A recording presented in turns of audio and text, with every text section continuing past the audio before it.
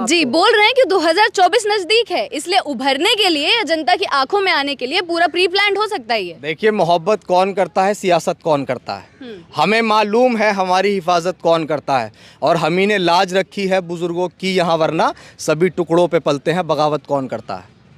अगर लोगों को ये लगता है कि ये सियासत है तो मैदान में उतर के समाज के लिए, कौम के लिए आवाज़ उठा के देखिए। तब मैं कह रहा हूँ कल को आपकी बारी भी हो सकती है। वही वाली बात है कि जलते घर को देखने वालों, फूस का छप्पर आपका भी है और आग के पीछे तेज हवा है, अगला नंबर आपका है। मेरी मौत पे तुम भी चुप हो, अगला नंबर आपका है। बहुत सारे लोग सवाल उठा रहे हैं कि सबने ट्वीट किया, मान्य बहन जी ने ट्वीट नहीं किया। बहुत सवाल हैं। नमस्कार, आप देख रहे थे जनता लाइव, मैं हूं आपसे रवीना। हाल के कुछ दिनों में देश में आपराधिक मामले इतने बढ़ गए हैं कि दिन प्रतिदिन कुछ ना कुछ घटनाएं सुनने को मिल जाती हैं और लोगों को अब आश्चर्य भी नहीं होता, क्योंकि इतने घटनाएं हो रही हैं, इतने क्रिमिनल्स बढ़ गए हैं कि लोगों में डर खत्म हो चुका है। ये साफ साफ अंदेशा लगाया जा सकता है। लेकिन कल रात को एक ऐसी घटना सामने आई जिसमें पूरे देश में आक्रोश भर गया। काफ़ी बड़े बड़े नेताओं ने ट्वीट किए, जनता ने अपना आक्रोश जताया। कल यूपी के सहारनपुर में भीम आर्मी चीफ और आज़ाद समाज पार्टी के अध्यक्ष चंद्रशेखर आज़ाद पर जानलेवा हमला हुआ। हालांकि उनको ज़्यादा चोटें नहीं आई हैं, गोली उनको छूकर निकली है, लेकिन इस चीज़ का क्या मकसद था और आगे भविष्य में क्योंकि इलेक्शंस भी आने वाले हैं तो इन चीज़ों को जोड़ा जा रहा है और यही आकलन लगाया जा रहा है कि क्या विपक्ष को दबाने की कोशिश हो रही है या ये जो चीज़ें अभी देश में चल रही हैं उसको किस प्रकार से देखा जाए। इन सारे मुद्दे पर चर्चा करने के लिए हमारे साथ अभिषेक जी मौजूद हैं। बहुजन शायर हैं, लगातार शायरी से अपनी बात रखते हैं लोगों के सामने और चंद्रशेखर आज़ाद के भी काफ़ी करीब है, तो इनसे जानते हैं। सर, सबसे पहला सवाल यही रहेगा कि जो हमला हुआ है कल, इतना बड़ी न्यूज़ हुई, पूरा देश उसको देख रहा था कि किस प्रकार से हमला हुआ, क्या देखते हैं मकसद क्या रहा होगा इस हमले का? मकसद की बात तो ऐसी है कि आप जानते हैं बड़े लेवल पे कि तमाम बहुजन महापुरुष जिन्होंने इस देश में दबे, कुचले, शोषित, वंचित, पीड़ितों की आवाज़ उठाई, आज कहीं ना कहीं वर्तमान समय में चंद्रशेखर आज़ाद जी बड़ी मुखरता से इस समाज की आवाज़ को उठा रहे हैं। उनके ऊपर हमला करने का मेन मकसद यही है कि बहुजन समाज की जो आवाज़ है उसको दबाया जाए। दलित समुदाय से जो एक उभरता हुआ नेता, एक लीडरशिप खड़ी हो रही है, उस लीडरशिप को डराया जाए या उसको बिल्कुल, हालांकि वो जो प्रयास था वो हत्या का ही था। और उत्तर प्रदेश के अंदर जहाँ प्रदेश के मुख्यमंत्री ये कहते हैं कि हम माफियाओं को, गुंडों को मिट्टी में मिला देंगे, फिर आपकी सड़कों पे ये माफिया क्या कर रहे हैं? माफिया राज का अंत बोलते हैं, माफियाओं को मिट्टी में मिला देंगे और बोला भी जाता है कि कानून व्यवस्था सुधरी है बीजेपी के आने के बाद। देखिए, विशेष वर्ग और विशेष जाति को मिट्टी में मिलाने आए योगी जी। अगर माफियाओं की बात करें तो एक लंबी लिस्ट, एक अपर कास्ट में भी है, उनको क्यों नहीं मिला रहे मिट्टी में? क्यों ये दम्भ जो निकल के आते हैं कहीं भी, चाहे एनकाउंटर का मामला ले लो आप, चाहे अचानक कोई गोली मार दे, फिर नारे लगाए एक अलग ही उसके, फिर उसके बाद इस तरह का कल जो घटनाक्रम हुआ, देखिए कल का जो घटनाक्रम है वो हालांकि बर्दाश्त करने वाला तो नहीं था। मुश्किलों से भाग जाना आसान होता है, कि मुश्किलों से भाग जाना आसान होता है। हर पहलू ज़िंदगी का इम्तिहान होता है और डरने वालों को ज़िंदगी में कुछ नहीं मिलता और लड़ने वालों के कदमों में जहान होता है।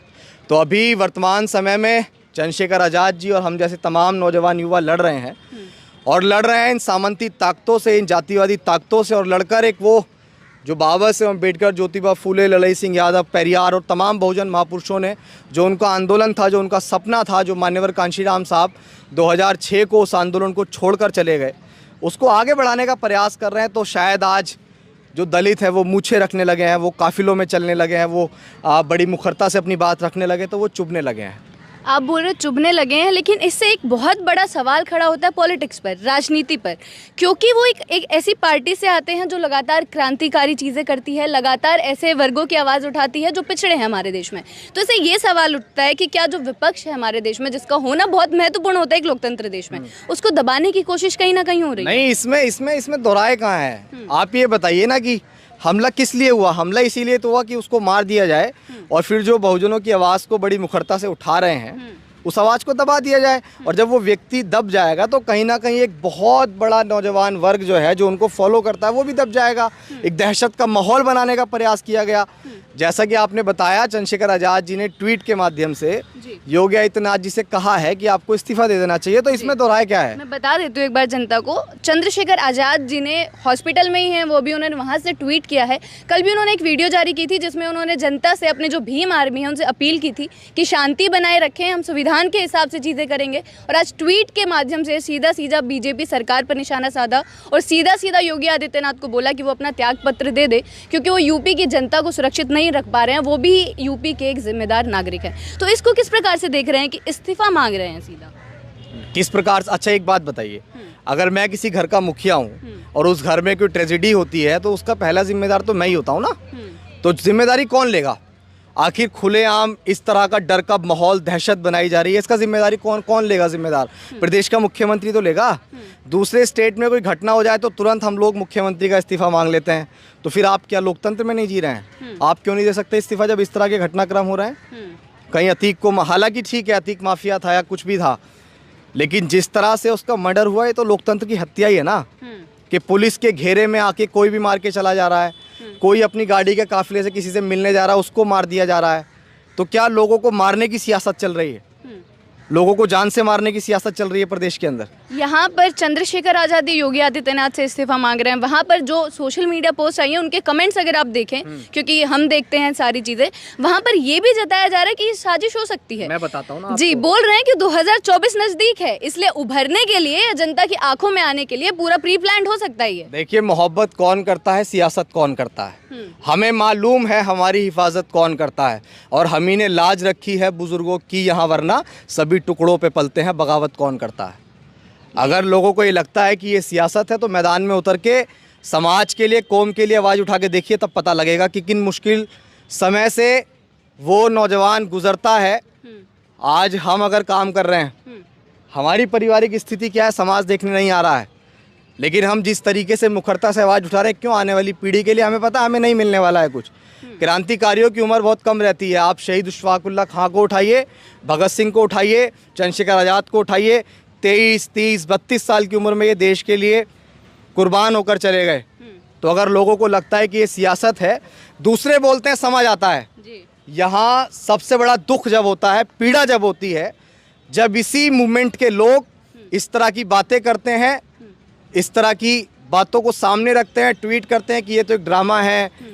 क्या मरने का इंतज़ार कर रहे हैं साहब?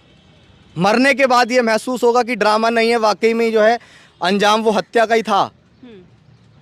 मैं किसी पॉलिटिकल पार्टी का सदस्य नहीं हूँ, लेकिन आपने देखा होगा कि लगातार सोशल मीडिया के माध्यम से हम एक आवाज़ को भी उठा रहे हैं, बहुजन जागो मार्च, यानी कि बहुजन नेताओं को साथ लाने के लिए। आप मुझे बताइए कि टुकड़ों में बटे हुए समाज के साथ इस तरह के घटनाक्रम ही होंगे जो समाज टुकड़ों में बटा रहेगा? अच्छा, एक बात बताइए, जो जिस समाज के नेता ये कहते हैं कि हम समाज को एक करने आए हैं और वो खुद बटे हुए हैं, वो खुद बिखरे हुए हैं, तो क्या वो समाज कभी एक हो सकता है? किस प्रकार से बिखरे हुए आप कह रहे हैं? हाँ, किस प्रकार से नहीं बिखरे हुए हैं आप बताइए? कितनी पार्टी हैं? अच्छा, इसलिए आप बोल रहे हैं। बहुजन समाज पार्टी है, आज़ाद समाज पार्टी है, राष्ट्रीय लोक दल है, राष्ट्रीय जनता दल है, समाजवादी पार्टी है। बिहार चले जाइए, तमाम जगह अपने अपने दल बनाए हुए लोगों ने। क्या हम इस तरह शासक बन सकते हैं? जब एनडीए यूपीए बन सकता है तो हमारा गठबंधन क्यों नहीं हो सकता इस तरह का, ताकि हम लोग देश की सत्ता पे काबिज हो जाएं? जब हम लोग देश की सत्ता पे काबिज होंगे, मान्यवर कांशीराम साहब उन्होंने कहा कि जिनके हुक्मरान होते हैं उनके साथ कभी शोषण और अत्याचार नहीं होते हैं। और आज ये शोषण, आज ये घटनाक्रम जो हो रहे हैं, दिन दहाड़े जो गोलियां चल रही हैं, सबसे बड़ा कारण यही है। आज देखिए ना, हमारी पॉलिटिक्स का पतन हो रहा है।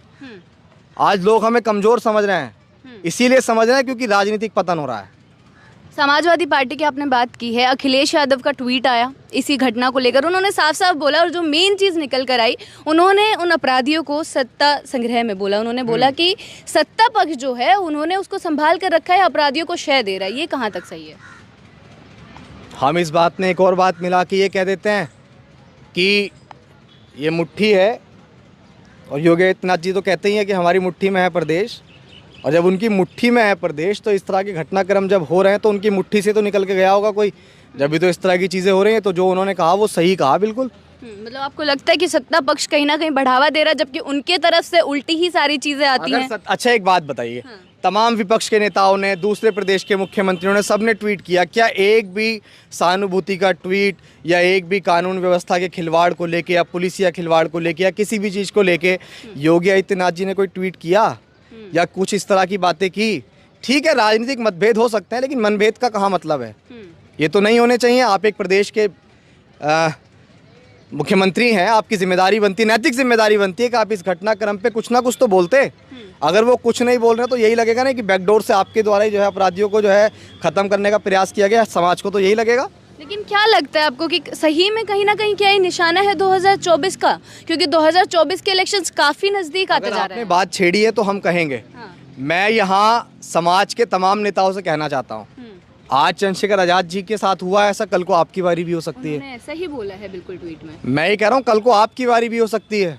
वही वाली बात है कि जलते घर को देखने वालों, फूस का छप्पर आपका भी है और आग के पीछे तेज हवा है, अगला नंबर आपका है। मेरी मौत पे तुम भी चुप हो, अगला नंबर आपका है। बेहद खूब, यही बताने की कोशिश है कि जिस प्रकार से अगर ऐसे हमले बढ़ते रहे, कोई आम आदमी नहीं थे। और ये भी सवाल है सर कि अगर एक पार्टी के चीफ के साथ ये हो सकता है, अगर जो इंसान बार बार इतनी आवाज़ उठाता है, जिसके पीछे इतनी जनता खड़ी है, अगर उनके साथ ऐसे जानलेवा हमला हो सकता है तो आम जनता का क्या होगा प्रदेश में? देखिए, मैं तो ये कहता हूँ अब तो बड़े लेवल पे समाज को अपनी सिक्योरिटी की जिम्मेदारी खुद लेनी पड़ेगी। अपने समाज के जितने भी पॉलिटिकल लीडर हैं उनकी जिम्मेदारी, उनकी सिक्योरिटी की जिम्मेदारी खुद लेनी पड़ेगी। अब क्या, वो तो एक राष्ट्रीय अध्यक्ष हैं एक पार्टी के, हम तो कुछ भी नहीं है। हम मध्य प्रदेश से दिल्ली तक पैदल मार्च निकालेंगे, बहुजन जागो मार्च। हमारी सुरक्षा की जिम्मेदारी कौन लेगा? उनकी सिक्योरिटी को लेकर भी कहीं कहीं पूरा धरना प्रदर्शन किया जा रहा है भीम आर्मी के द्वारा। लेकिन अभी भी हमें तो ऐसा लगता है कि अभी भी शायद सत्ता पक्ष के जो लोग हैं वो मरने का इंतजार कर रहे हैं। अगर अभी भी सिक्योरिटी नहीं दी गई तो इस बात में कोई दो राय नहीं है कि हाँ, उनके द्वारा ये लगातार हमले करवाए जा रहे हैं। वो इस चीज़ का इंतजार कर रहे हैं कि कैसे ये उभरता हुआ नेता जो है ये ख़त्म हो जाए। अच्छा, एक आखिरी सवाल से सर खत्म करना चाहूँगी। आज़ाद समाज पार्टी की तरफ से ये स्टेटमेंट आई कि जो बहुजन मिशन मूवमेंट वो चला रहे हैं, बहुजनों को इकट्ठा करने का, उसको रोकने का प्रयास था ये।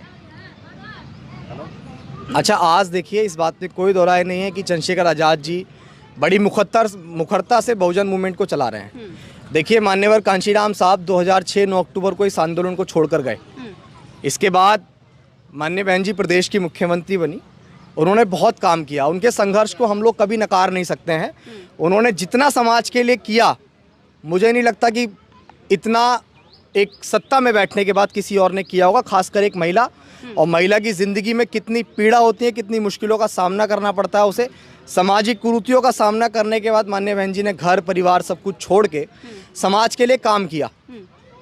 उसके बाद वर्तमान समय में, मतलब यहाँ बात किसी के कटाक्ष करने की नहीं है, वर्तमान समय में जो चंद्रशेखर आज़ाद जी काम कर रहे हैं, समय परिवर्तन चाहता है और वो कहीं ना कहीं हो भी रहा है अपने आप।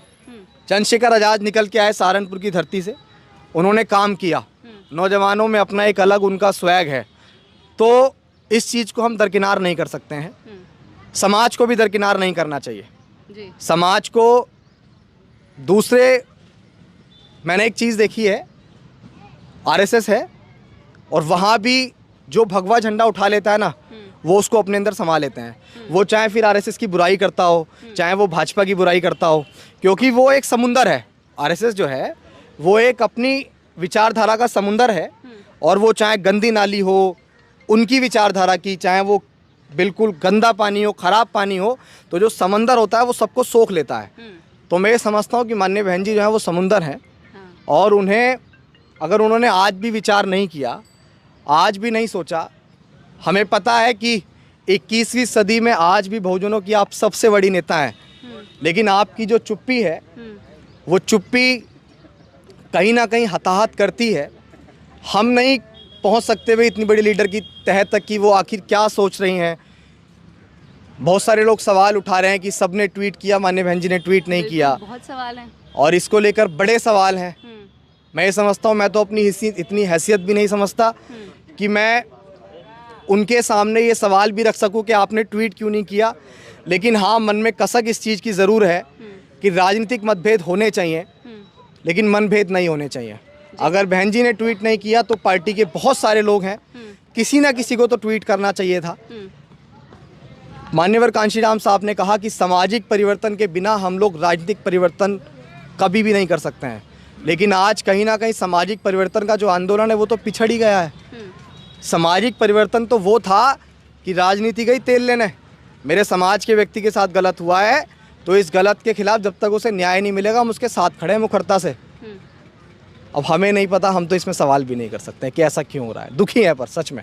चलिए, बहुत बहुत शुक्रिया आपका। तो जो कल की घटना है वो कहीं ना कहीं हमारे देश की कानून व्यवस्था पे ज़रूर सवाल खड़े करती है कि क्या जो हमने भारत सोचा था, जो भारत का सपना हम लोगों ने देखा था, वैसा भारत हो पा रहा है, या फिर दिन प्रतिदिन जो आपराधिक घटनाएं बढ़ रही हैं, दिन प्रतिदिन जो सामने आती हैं घटनाएं, उससे जनता क्या सोच रही है और जनता कितना देख रही है कि जो हमारा भारत है वो संविधान के तौर पर या जो हमारा लोकतंत्र है वो कितना आगे बढ़ा है अगर ऐसी घटनाएं लगातार होती रहेंगी। जनता के मुद्दे आप तक पहुँचाते रहेंगे, बने रहे हमारे साथ। शुक्रिया।